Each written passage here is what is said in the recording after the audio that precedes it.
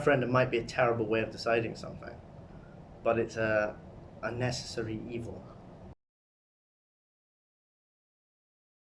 It's a matter of law. That's quite clear that it is the Westminster, the UK Parliament, that decides whether or not, at the request of, for example, the Scottish Parliament, there is to be a referendum or not.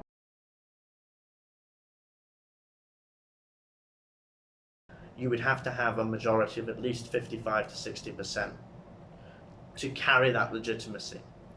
Because if it's based on just 52-48 for such a huge change to the constitutional makeup of the UK, that would be dangerous. I suppose the difficulty is the referenda that have been held have been on, the recent ones, on a 50% plus one vote, so a simple majority. That's not always been the way. For example, the vote in the 1970s, towards the end of the 1970s in Scotland, whether Scotland should have its own assembly or not. There's a different ways of looking at it.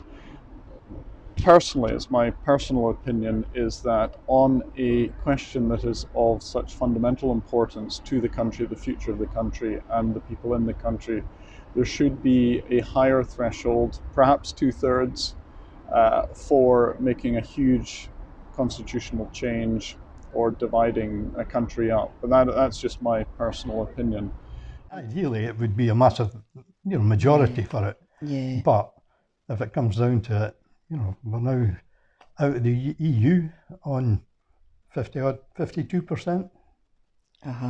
Why should it be different? Yeah, well, I would agree with that. And although you were saying that it'd be better if we got maybe 60-something%, that would be much better.